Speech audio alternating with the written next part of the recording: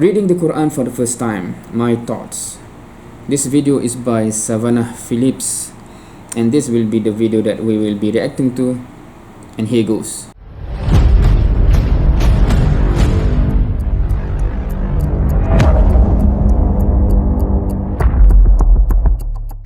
So yeah, I'm really interested to know. I haven't come across this channel before, but the video, the title of the video captured my attention, and I want to see. This video is 13 minutes long, so I really want to see what she have to say about her experience reading the Quran for the first time. So let's go.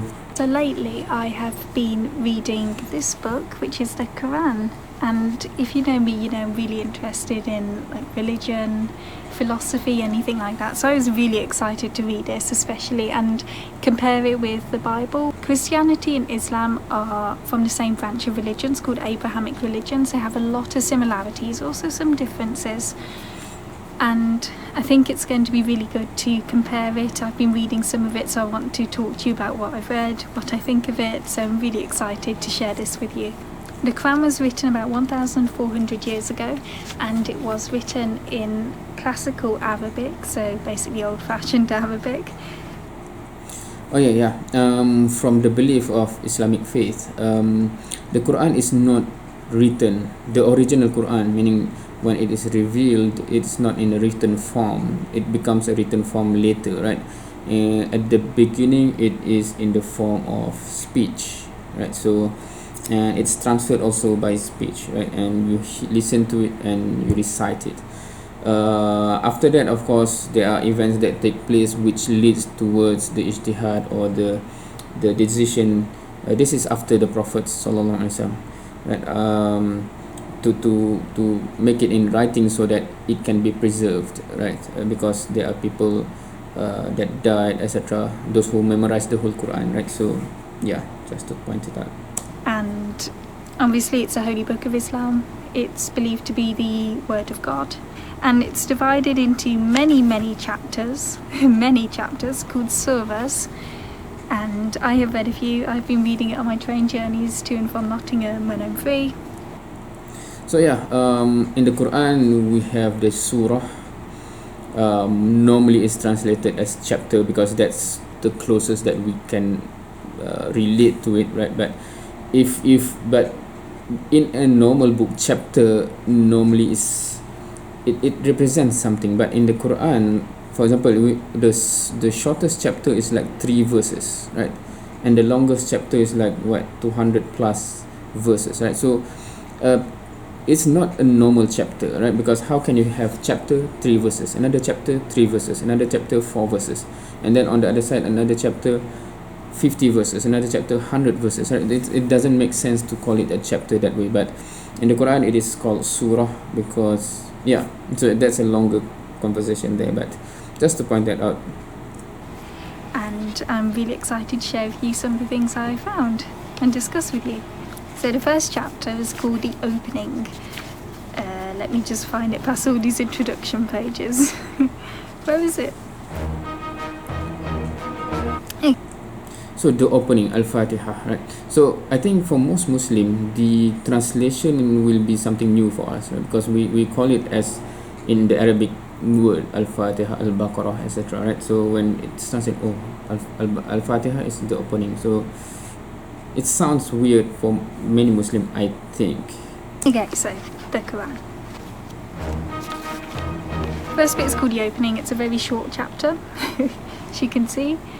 It just says, so I know that people like Richard Dawkins will say they're going to not treat religion with kid gloves. They're just going to analyse it and criticise it as they would anything else. But I don't know, I personally believe any sort of religion deserves some sort of degree of respect to it.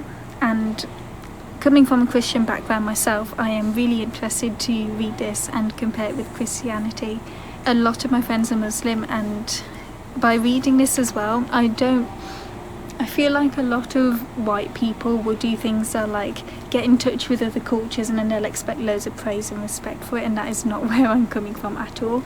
I'm genuinely reading this because I'm interested in it. I really want to compare it, and I hope that by reading this I can encourage other white people perhaps to pick up the Qur'an for themselves, learn more about a religion that they might be unfamiliar with.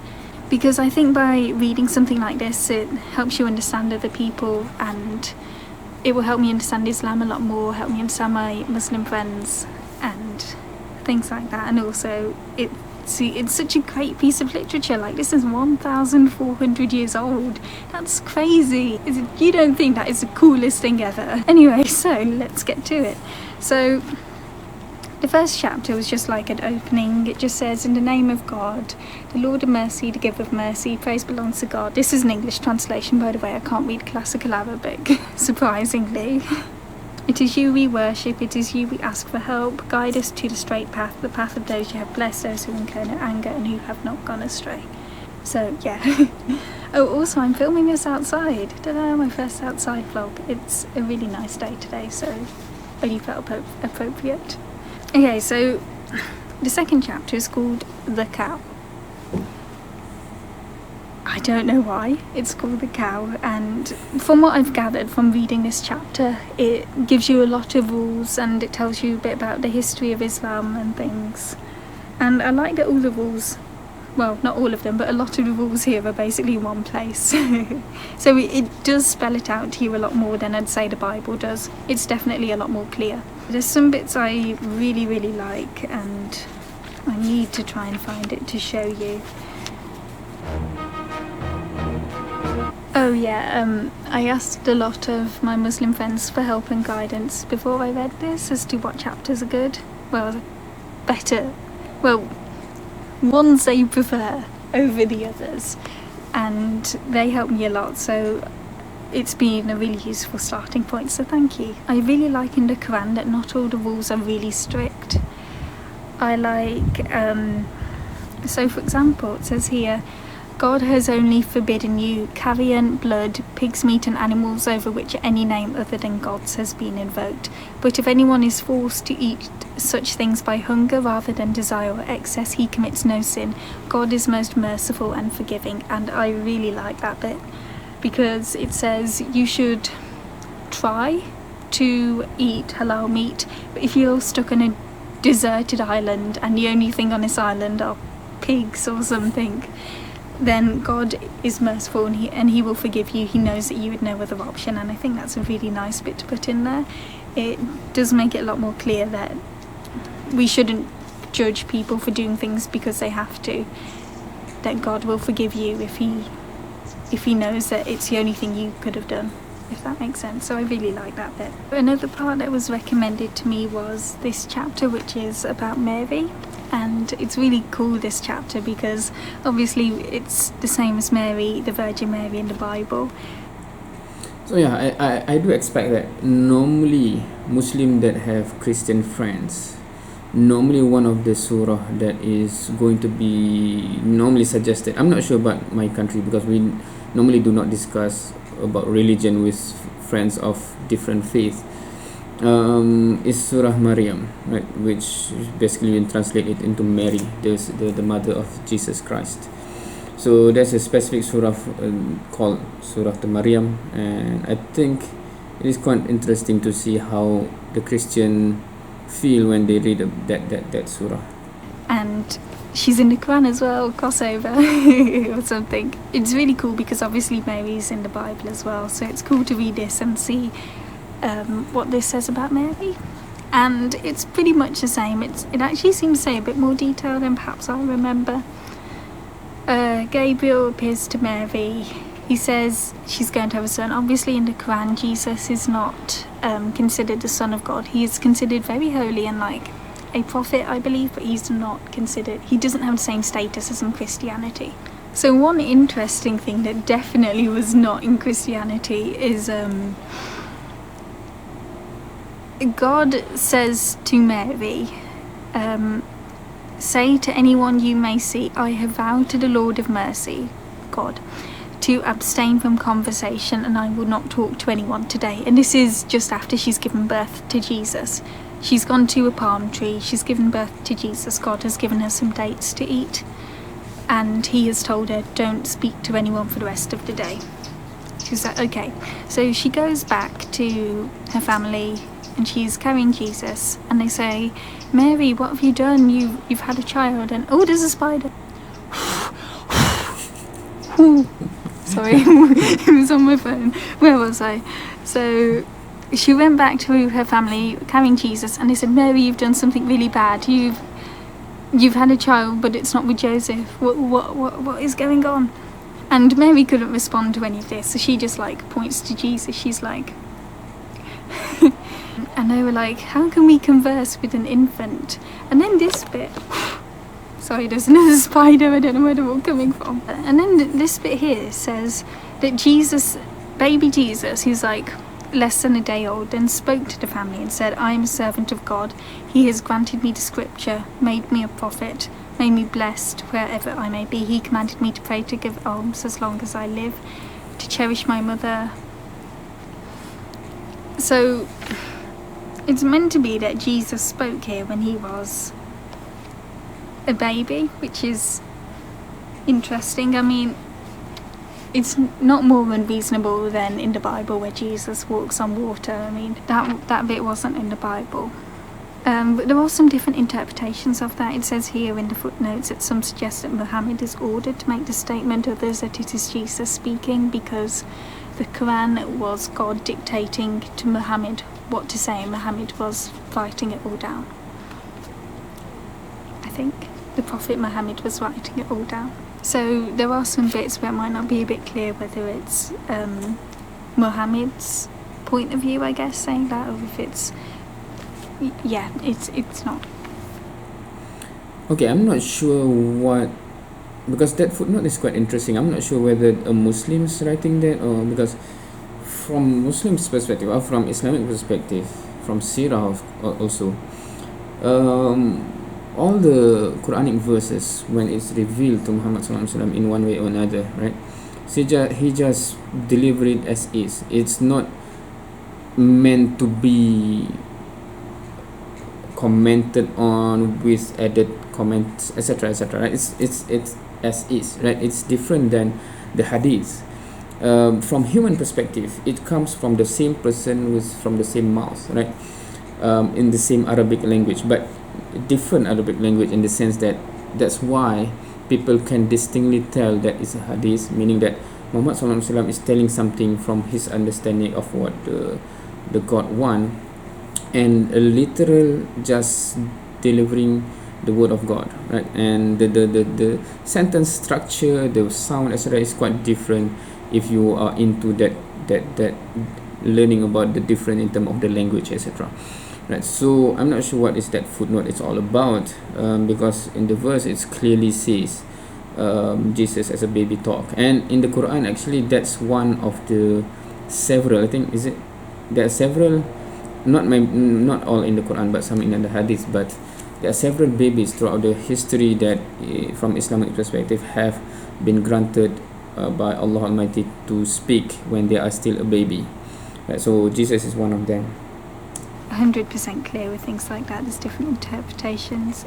If you're Muslim, comment below your interpretation of this. Okay, and the last bit that I've had time to read is Surah 55, which is called the Lord of Mercy, and I believe the person who recommended this to me said that it helps them feel like God is with them when they're in tough times, so I was quite excited, I guess, to read this.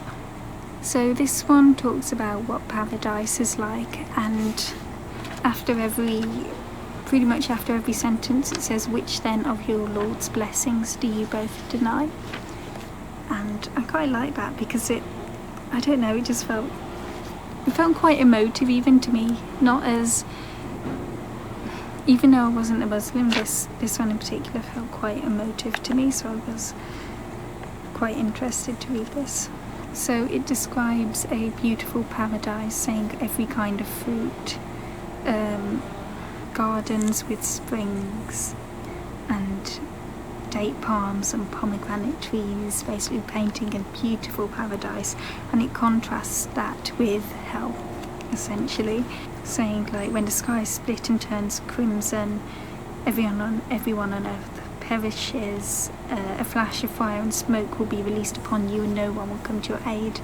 And after every sentence of this it will say, which then of your Lord's blessings do you both deny? So I think it's meant to emphasise the power perhaps of God and how much it means to you to be good and just be a good person, I think.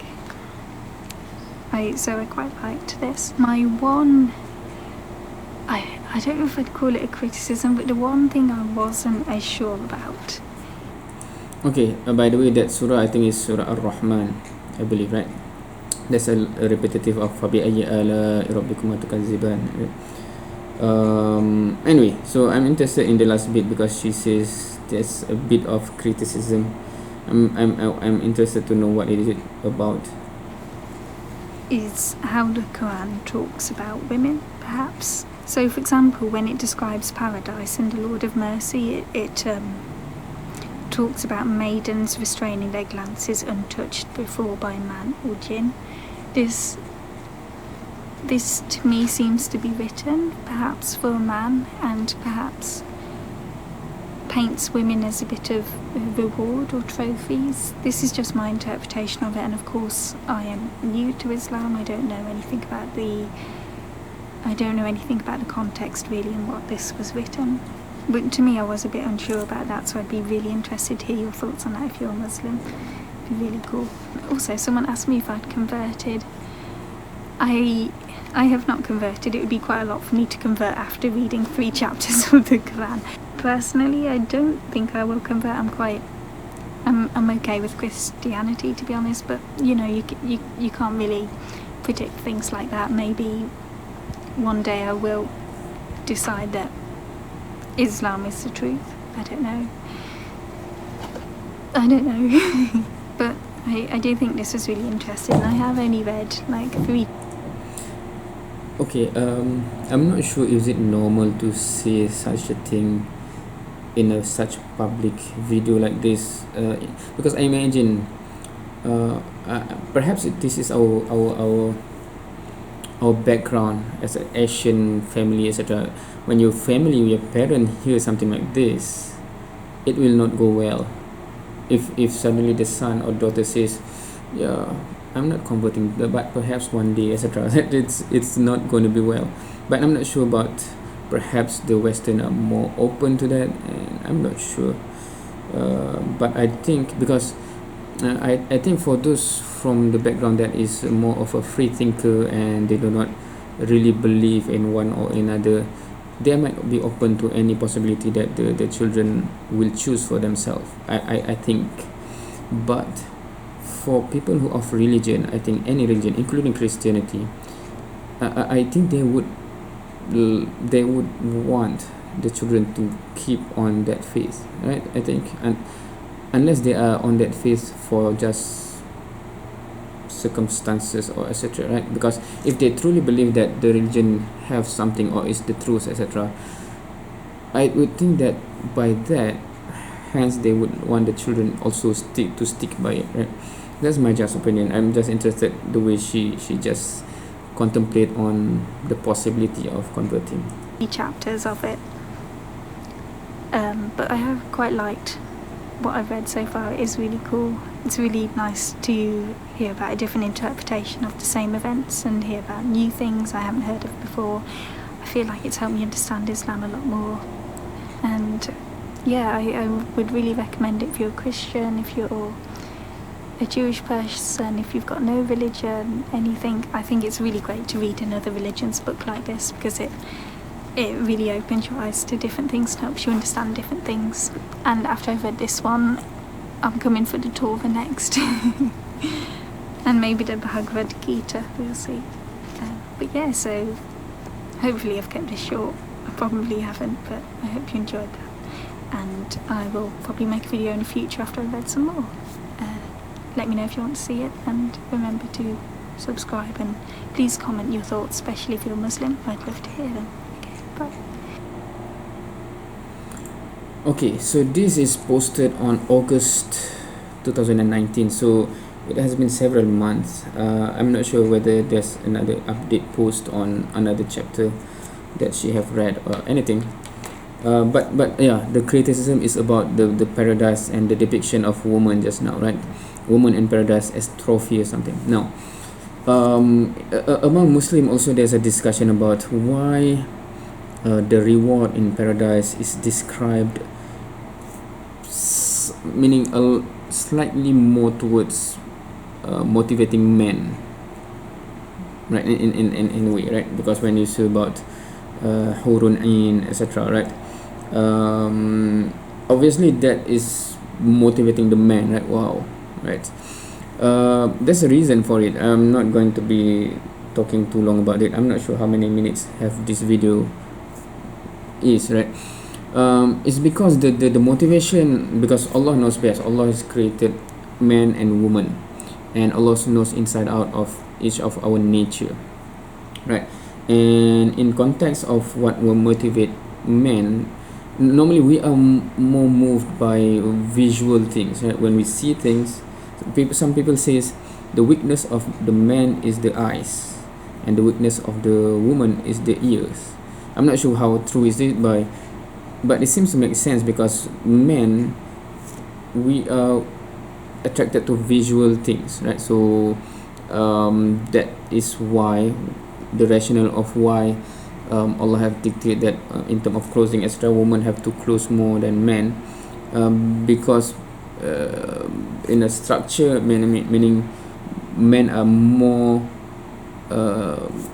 attracted to visual things, while women, they are more in terms of the ears, right? Meaning that we can whisper things to women and that can melt them. Some guys says like this, right? So that's why the barrier in terms of men is the gaze and do not look, etc., right? But for women also, they shouldn't look also at bad things, but also they should got the how to say, interaction, right? Because men can use their words to get to the woman's emotion, etc., right? That's how we are processed, right? That's one angle.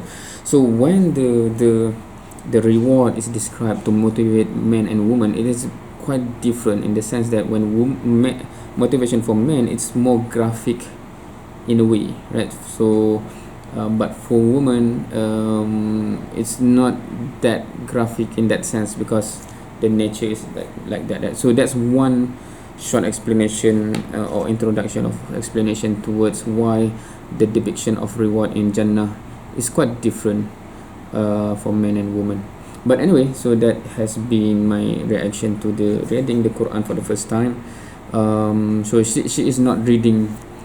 I think she just read the three chapters, 3 surah, and give her opinion on that.